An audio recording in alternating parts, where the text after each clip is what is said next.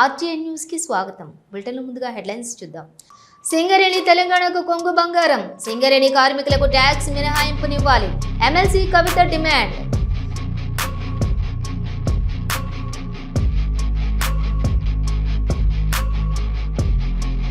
రాష్ట్ర ఆర్థిక పరిస్థితిని వైసీపీ ప్రభుత్వం పూర్తిగా నాశనం చేసింది. గత ప్రభుత్వంపై మంత్రి నిమ్మల రామానాయుడు విమర్శలు.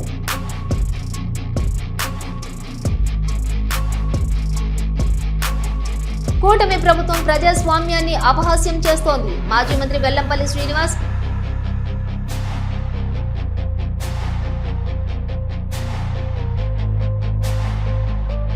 ఉమ్మడి వరంగల్ జిల్లా సాగునీళ్ల గోస తీరనుంది. దేవాదుల ప్రాజెక్టుపై సమీక్షా సమావేశం. పాల్గొన్న డిప్యూటీ సీఎం మరియు మంత్రులు.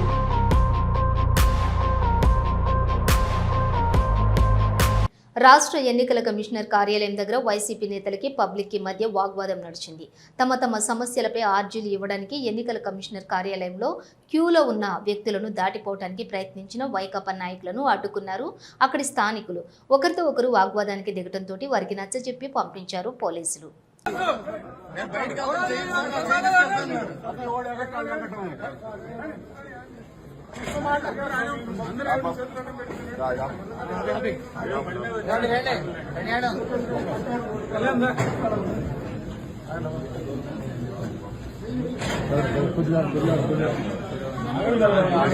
నిన్న తాచేపల్లిలో ఒక ఇంటర్ విద్యార్థిపై జరిగిన అఘాయిత్యాన్ని తీవ్రంగా ఖండిస్తున్నామని, ఇంటర్ విద్యార్థిపై సీనియర్ విద్యార్థులు అమానుషంగా కొట్టడంపై చర్యలు తీసుకోవాలని కోరారు మాజీ ఎమ్మెల్యే కాసు మహేష్ రెడ్డి. ఇటువంటి ఘటనలు మళ్లీ పునరావృతం కాకుండా ప్రభుత్వం చర్యలు తీసుకోవాలని, ఎందుకంటే విద్యాశాఖ మంత్రి లోకేష్ ఆయన శాఖ తప్పితే మిగతా అన్ని శాఖలు చూస్తున్నారు, కానీ ఆయన మంత్రిగా ఉన్న శాఖలో మాత్రం ఏం జరుగుతుందో కూడా ఎవరికీ అర్థం కావట్లేదని విమర్శించారు కాసు మహేష్ రెడ్డి. నిన్న దాచేపల్లిలో ఒక ఇంటర్ విద్యార్థిపై జరిగిన అఘాయిత్యాన్ని తీవ్రంగా ఖండిస్తున్నాం. ఒక ఇంటర్ విద్యార్థిపై సీనియర్ విద్యార్థులు అమానుషంగా అతన్ని కొట్టడం, చివరికి ఎలక్ట్రికల్ షాక్ ఇచ్చారనే వదంతులు కూడా వస్తున్నాయి. ఇటువంటి ఘటన పునరావృతం కాకుండా ఈ ప్రభుత్వం చర్యలు చేపట్టాలి. ఎందుకంటే విద్యాశాఖ మంత్రి లోకేష్ గారు ఆయన శాఖ తప్పితే మిగతా అన్ని శాఖలు చూస్తున్నాడు. ఆ శాఖలో ఏం జరుగుతుందో ఎవరికి అర్థం కావట్లేదు. గతంలో చదువుకుంటున్న విద్యార్థులు చాలా మంది డ్రాప్ అవుట్ అవుతున్నారు. ఈరోజు స్కూళ్ళు ఆపేస్తున్నారు, డబ్బు లేక, లేదా సరైన సదుపాయాలు లేక. లేదు, ఇటువంటి ఘటనలు చూస్తుంటే పిల్లల తల్లిదండ్రులకి భయం వేస్తుంది. గురజాల పవిత్రమైన ప్రాంతం, గ్రామాలని పట్టణాలు చేసాం, తాగునీరు తీసుకొచ్చాం, మెడికల్ కాలేజీలు తీసుకొచ్చాం, హైవేలు నిర్మించాం, ఇల్లు లేని వాళ్ళకి పట్టాలు ఇచ్చాం. కానీ ఈ రోజున ప్యాకాట క్లబ్బులకి, గంజాయికి, లేదు అసాంఘిక కార్యక్రమాలకి, గ్రనైట్ స్మగ్లింగ్లకి ఏరులై పారుతుంది. ఈరోజు మద్యం, ఇంటింటికి ఒక కుటీర పరిశ్రమ పెట్టారు. ఇటువంటి వాటికి అది మరి గురజాల ఈరోజు ప్రసిద్ధిగా అందుతుంది. దురదృష్టకరం. తక్షణమే చర్యలు చేపట్టాలి. అంతేకాదు, చాలా వదంతులు ఉన్నాయి ఆ కొట్టిన విద్యార్థుల మీద. వాళ్ళని తక్షణమే టెస్టులు చేయించి అసలు ఏం జరుగుతుంది గురజాలలో, ఎందుకంటే మనం వాళ్ళ పేర్లు ఎత్తటం కానీ వాళ్ళ కుటుంబాలకు హాని కలిగించడం కాదు. మరొకసారి ఇటువంటి ఘటనలు పునరావృతం కాకుండా యాక్షన్ తీసుకోవాలి పోలీసులు. కేవలం ఏదో ఇది ప్రేమ కథనో ఇంకో దాని వల్ల ఘటన జరిగిందనో చేతులు దులుపుకుంటే కుదరదు. దయచేసి పోలీసులు కఠినంగా వ్యవహరించాలి. ఎందుకంటే ఈరోజు చూస్తున్నాం పోలీసు వ్యవస్థ అంటే అక్కడున్న సగం మంది సిఐలు, ఎస్ఐలు కేవలం తెలుగుదేశం నాయకులకి వంట పాడే వాళ్ళు చెప్తే పనికొచ్చేటట్టు కనపడట్లా. అందుకే నికార్సైన పోలీసు ఉంటే లా అండ్ ఆర్డర్ని మరి చట్టపరంగా చర్యలు చేపడితే భయం ఉంటుంది ప్రజల్లో. ఇటువంటి ఘటనలు పునరావృతం కావు. గతంలో కూడా వైఎస్ఆర్సీపీ ప్రభుత్వం ఉన్నప్పుడు కూడా వైఎస్ఆర్సీపీ కొంతమంది నాయకులు ఒక బీసీ డాక్టర్ మీద దాడి చేస్తే వెంటనే 307 పెట్టి వాళ్ళని అరెస్ట్ చేయించారు. లా అండ్ ఆర్డర్ కంట్రోల్ తీసుకొచ్చాం. ఎవరనేది కాదు ఈరోజు నాయకులు చూడాల్సింది. ఎవరు తప్పు చేసినా, ఏ పార్టీ వాళ్ళు చేసినా కఠినంగా ఉంటే ఇటువంటి ఘటనలు పునరావృతం కావు. రాష్ట్ర ఆర్థిక పరిస్థితిని వైసీపీ ప్రభుత్వం పూర్తిగా నాశనం చేసిందని, కూటమి ప్రభుత్వం రాష్ట్ర ఆర్థిక పరిస్థితిని చక్కబెడుతూ సంక్షేమ పథకాలను ప్రజలకు అందించి ఆదుకుంటున్నాడని అన్నారు మంత్రి నిమ్మల రామానాయుడు. పాలకొల్లు నియోజకవర్గంలో పేద మధ్యతరగతి వర్గాలకు ముఖ్యమంత్రి సహాయ నిధి నుంచి ఒకే రోజు 34 మందికి 22.39 లక్షల చెక్కులు మంత్రి రామానాయుడు మరియు కూటమి నాయకులు అందజేశారు. ముఖ్యమంత్రి సహాయ నిధి నుంచి 34 మందికి 21,39,000 రూపాయలు అందుకున్నటువంటి లబ్ధిదారులందరూ కూడా పూర్తి ఆయుర ఆరోగ్యాలతో నిండు నూరేళ్లు కూడా ఆనందోత్సాహాలతో మీరందరూ కూడా జీవించాలని మనస్ఫూర్తిగా ఈ రాష్ట్ర ముఖ్యమంత్రి చంద్రబాబు నాయుడు గారి దగ్గర నుండి మన గ్రామ తెలుగుదేశం జనసేన బీజేపీ కార్యకర్త వరకు కూడా మేమందరూ కూడా మనస్ఫూర్తిగా కోరుకుంటూ ఉన్నాం.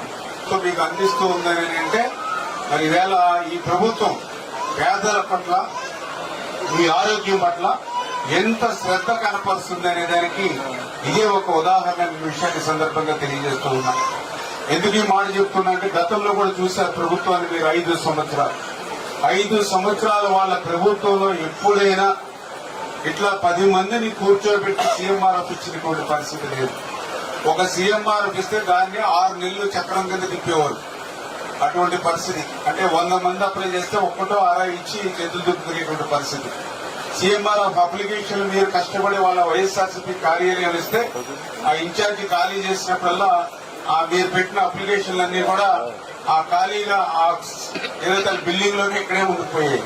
మళ్ళీ వాటిని పాపం తుడిసేవాళ్ళు మళ్ళీ ఆ కాలగొట్ల మీద బోదుగొట్ల మీద వాటి మీదకి పోయి మీరు ఇచ్చేటువంటి అప్లికేషన్ అటువంటి పరిస్థితి గతంలో. కానీ ఈరోజు అటువంటి స్థితి లేకుండా వారం ఈరోజు ఆదివారం, గత ఆదివారమే దగ్గర 72 లక్షల రూపాయలు, అంతకుముందు ఆదివారం 62 లక్షల రూపాయలు.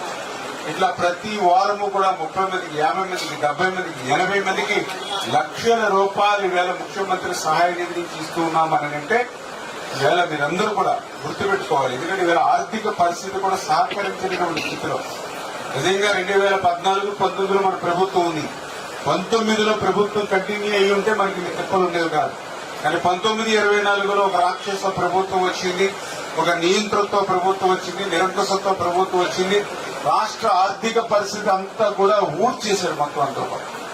ఒక ఖాళీ చిల్లుకుందని మనకు అప్పచెప్పారు. అటువంటి స్థితిలో కూడా ఇంత పెద్ద ఎత్తున ఈ ప్రభుత్వం మీకు సాయం అందిస్తుంది అని అంటే గత 5 సంవత్సరాల్లో ఒక్క ఛాన్స్ అధికారంలోకి వచ్చినటువంటి వ్యక్తి అది ఏ మాత్రం సాయం మీకు అందించకపోయి ఈరోజు గ్రామాన వార్డుని ఈ ప్రభుత్వం మీకు సాయం చేస్తుంది అంటే సాయం అందుకునేట్టు ప్రతి ఒక్కరూ కూడా 10 మందికి, 100 మందికి, 1000 మందికి మీరు చెప్పి ఈ ప్రభుత్వాన్ని ఆశీర్వదిస్తే ఇంకొక 100 మందికి, ఇంకొక 1000 మందికి, ఇంకొక 1,00,000 మందికి, ఇంకొక 1,00,00,000 మందికి ఈ ప్రభుత్వం ద్వారా సాయం అందుతుంది. ఆ రకంగా మీరందరూ కూడా ఈ ప్రభుత్వానికి ఎప్పుడు కూడా తోడ్పాటును అందించాలని చెప్పి తెలియజేసుకుంటూ ఈరోజు మన నియోజకవర్గంలోని ఇప్పుడే చూస్తే 6,09,00,000 రూపాయలు ఈ మొదటి సంవత్సర కాలంలోనే ముఖ్యమంత్రి సహాయం నుంచి ఇప్పటి వరకు సంవత్సర కాలంలోనే మీకు సాయం అందించారు.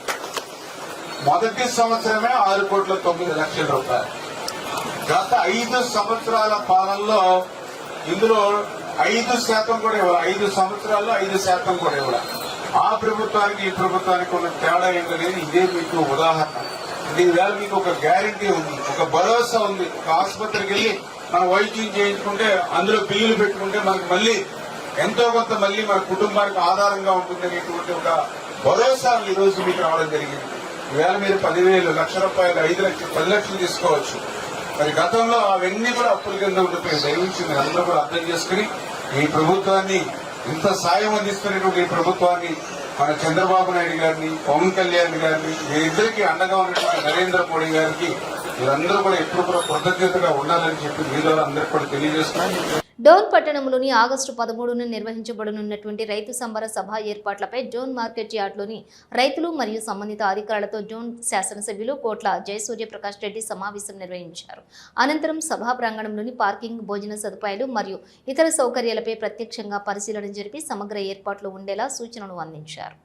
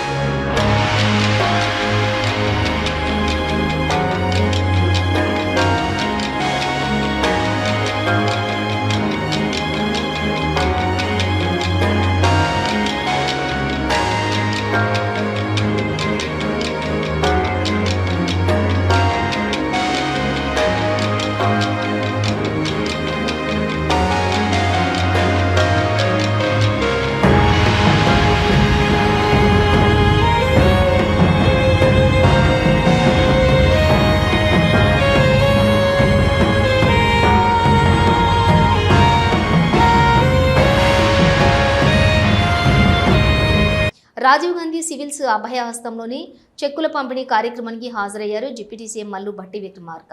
సివిల్స్ మెయిన్స్ కొరకు సిద్ధమవుతున్నటువంటి వారికి ఆర్థికంగా ఆదుకోవడానికి చేసే ప్రయత్నంలో భాగంగా రాజీవ్ గాంధీ సివిల్స్ అభయహస్తం కార్యక్రమం చేపట్టినట్లుగా చెప్పారు డిప్యూటీ సీఎం భట్టి విక్రమార్క. అట్లాగే సింగరేణి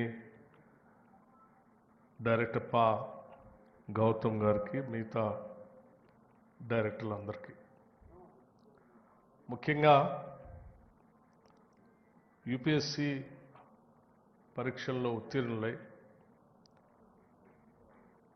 ప్రజలకు సేవ చేయటం కోసం తర్ఫీదు పొందుతున్నటువంటి సివిల్ తెలుగు రాష్ట్రాల నుంచి సెలెక్ట్ అయినటువంటి వారందరికీ ముందుగా నా హృదయపూర్వకమైనటువంటి అభినందనలు తెలియజేస్తూ ఉన్నాను. అట్లాగే ఈ రాష్ట్రం నుంచి సివిల్ సర్వెంట్గా పనిచేయటానికి యూపీఎస్సీ పరీక్షకు ప్రిపేర్ అయి తద్వారా ఈ సమాజానికి సేవ చేయాలనేటువంటి ఆలోచనతో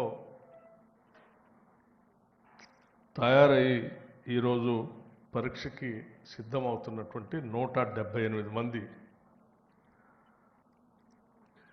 మీ అందరికి కూడా నా హృదయపూర్వకమైనటువంటి అభినందనలే కాకుండా మీరంతా విజయం సాధించాలని మనస్ఫూర్తిగా రాష్ట్ర ప్రభుత్వం నుంచి ప్రగాఢంగా కోరుకుంటున్నాను. మానవ వనరులు చాలా అతి ముఖ్యమైనటువంటి మన రాష్ట్రానికి హ్యూమన్ రిసోర్స్ అత్యంత బలమైనది, పెట్టుబడి కూడా. ఇటువంటి హ్యూమన్ రిసోర్స్ని ప్రాపర్గా ప్లాన్ చేసుకొని తర్ఫీదు ఇప్పించి సానబట్టిన వజ్రాల్లాగా తయారు చేస్తే ఈ రాష్ట్రానికి పెద్ద ఎత్తున ఉపయోగపడతారనేటువంటి ఆలోచనతోనే ఈరోజు రాష్ట్ర ముఖ్యమంత్రి రేవంత్ రెడ్డి గారి నాయకత్వంలో ఉన్నటువంటి ప్రజాప్రభుత్వం ఇందిరమ్మ రాజ్యం ఆలోచన చేసి దేశంలోనే అత్యున్నతమైనటువంటి యూపీఎస్సీకి ప్రిపేర్ అవుతున్నటువంటి తెలంగాణ విద్యార్థులకి ఎంతో కొంత మనం ఆర్థిక సహాయాన్ని అందించగలిగితే వారు ఎంచుకున్న లక్ష్యాన్ని చేరుకోవటానికి మనం కూడా కొంత సహాయం చేసినట్టుగా ఉంటుంది. మనం చేసే సహాయమే మొత్తం సహాయం కాకపోయినప్పటికీ కొంత మనోధైర్యాన్ని, కొంత ఉపశమనాన్ని కలిగించడానికి ఉపయోగం ఉంటుంది. కాబట్టి తప్పనిసరిగా మన రాష్ట్ర తరఫున చేయాలన్నటువంటి ఆలోచనతోనే Rajiv Gandhi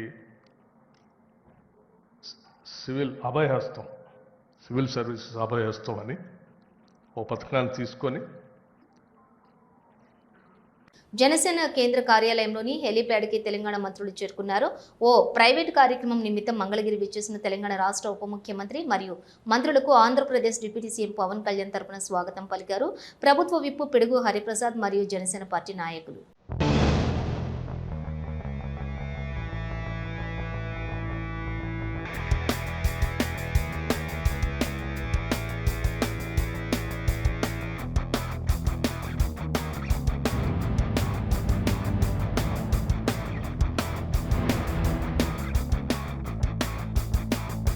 HMS general secretary Riyaz Ahmed, Singareni Jagruthi HMS నాయకులతోటి ఎమ్మెల్సీ కల్వకుంట్ల కవిత సమావేశమయ్యారు. ఈ సందర్భంగా ఎమ్మెల్సీ కవిత మాట్లాడుతూ సింగరేణి తెలంగాణకు కొంగు బంగారం అని, సింగరేణి తెలంగాణకు ప్రకృతి ఇచ్చినటువంటి వరమని, ఉమ్మడి ఏపీలో తెలంగాణ అనుభవించిన కరువు అందరికీ తెలుసు. తెలంగాణ ఏర్పడిన తర్వాత నేడు సింగరేణి ఏరియా మినీ ఇండియాగా మారిందని అన్నారు కవిత.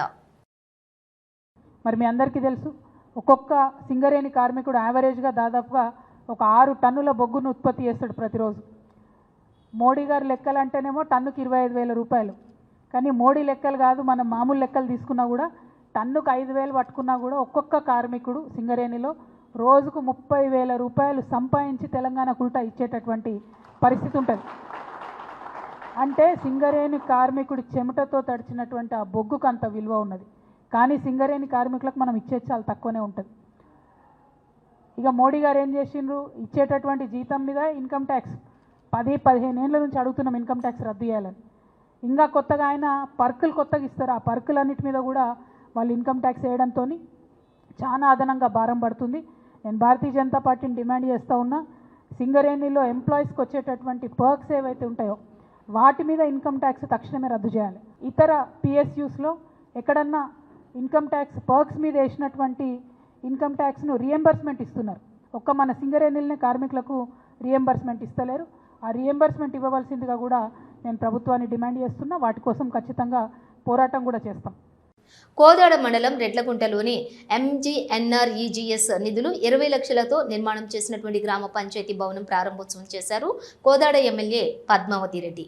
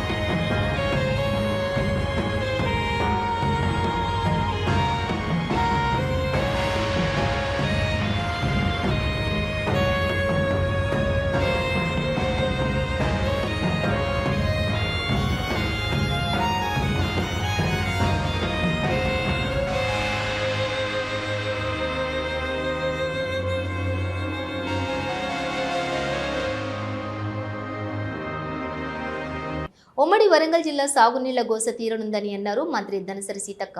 దేవాదుల ప్రాజెక్టును పూర్తి స్థాయిలో అందుబాటులోకి తెచ్చి పచ్చని పంటలకు పురుడు పోసేలా సంకల్పాన్ని ఈ ప్రజాప్రభుత్వం భుజానికెత్తుకుని ముందుకు సాగుతోందన్నారు సీతక్క. దేవాదుల ప్రాజెక్టుపై సమీక్ష సమావేశంలో సీతక్కతో పాటు డిప్యూటీ ముఖ్యమంత్రి మల్లు భట్టి విక్రమార్క, మంత్రులు ఉత్తమ్ కుమార్ రెడ్డి, కోమటిరెడ్డి వెంకటరెడ్డి, వాకిటి శ్రీహరి, పొంగిరెడ్డి శ్రీనివాసరావుతో పాటుగా ఉమ్మడి వరంగల్ జిల్లా ప్రజాప్రతినిధులు పాల్గొన్నారు.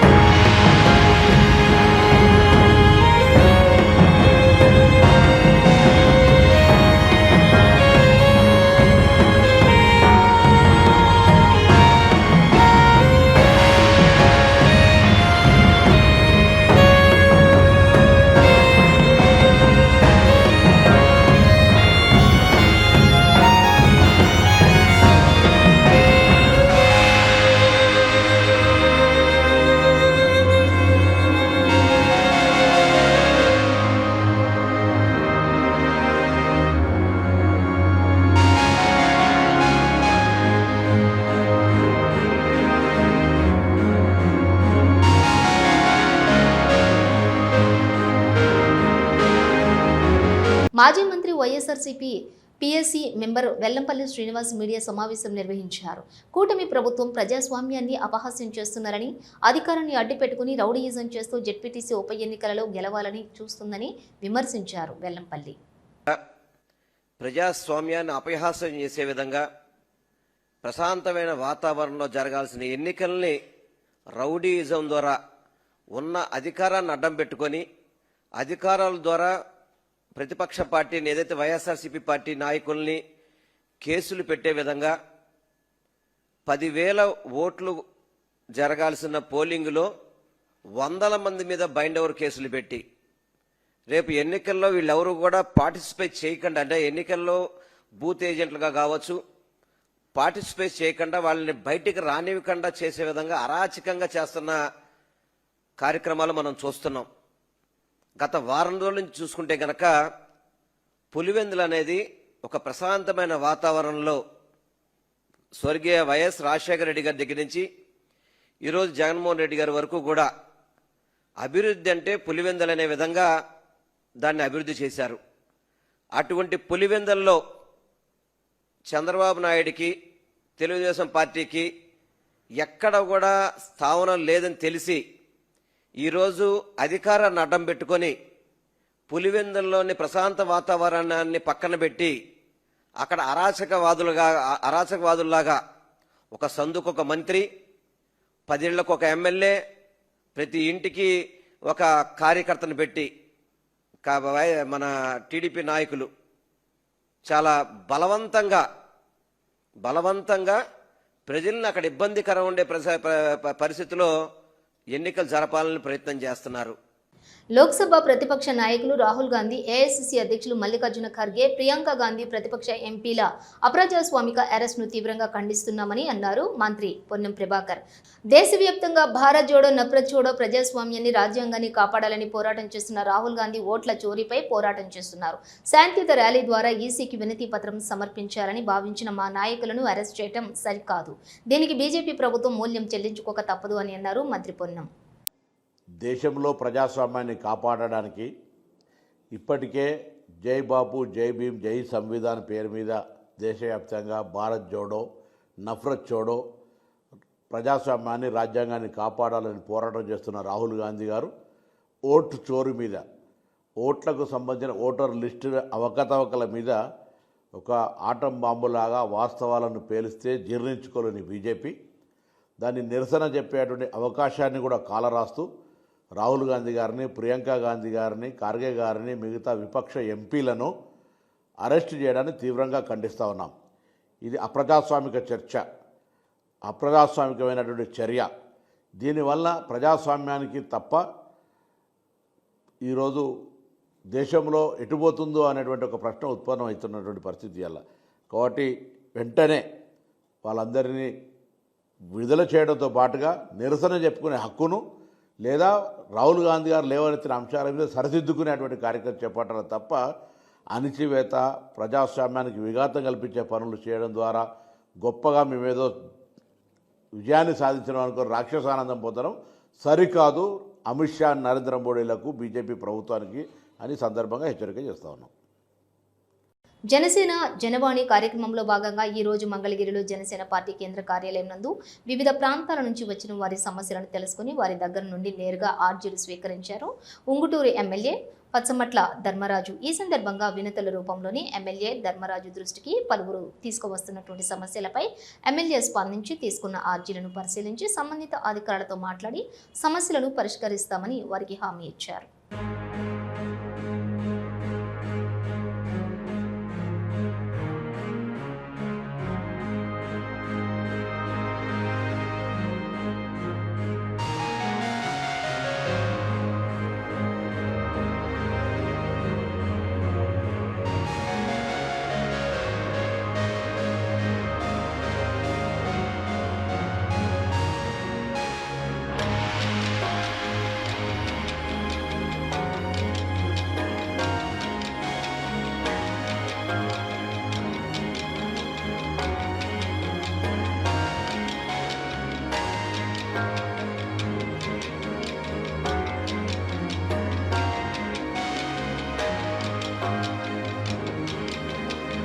ప్రజావాణిలో గోడు చెప్పుకునేందుకు వచ్చిన దివ్యాంగుడిని కలెక్టర్ ఎదుటి ఈడ్చి వీల్ చైర్ నుంచి కింద పడేసి లాక్కెళ్లడం అత్యంత దుర్మార్గమని, ఈ ఘటనకు బాధ్యుడైన కానిస్టేబుల్పై కఠిన చర్యలు తీసుకోవాలని, తన కళ్లెదుటి ఇంతటి దారుణం జరుగుతున్నా స్పందించని జగిత్యాల కలెక్టర్పై చర్యలు తీసుకోవాలని డిమాండ్ చేస్తున్నాను అంటూ ఎక్స్ వేదికగా పోస్ట్ చేశారు ఎమ్మెల్సీ కవిత. ప్రజాపాలన అంటే ఇదేనా అని ప్రయాణించారు ఆమె.